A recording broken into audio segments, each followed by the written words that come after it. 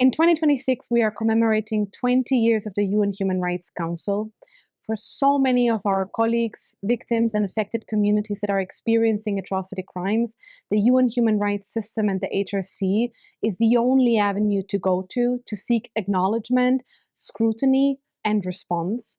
And so, what we did over the past 2 days is we brought together UN member states, civil society organizations in New York and in Geneva, human rights defenders, and representatives of affected communities to discuss the critical role and value of the UN human rights system in the broader multilateral protection agenda, and how to protect and strengthen and safeguard the tools and the mechanisms that we have at our disposal to respond to atrocity crisis.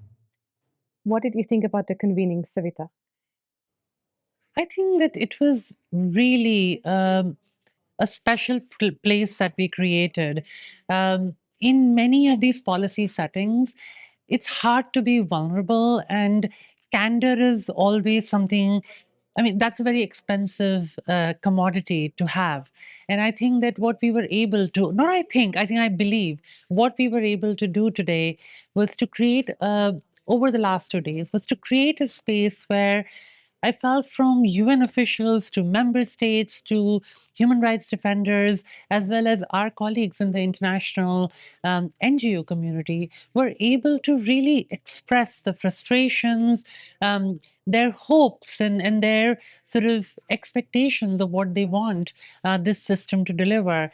And that is not always easy. And I think that it's truly a remarkable asset that we have at the Global Center, that we are able to create spaces where people can come together and have these very difficult conversations in a setting where they feel safe, to be able to share thoughts and aspirations and reflections that can help us make this system more responsive to the people who need it most. That is the affected communities and populations around the world that are suffering from atrocity crimes.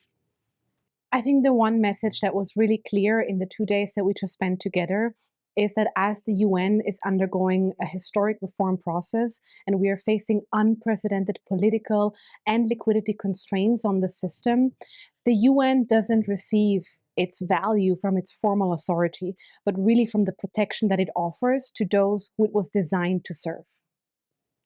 Absolutely. I think that that's such a critical point. And I think its legitimacy, its credibility comes from how it is perceived by the most vulnerable around the world.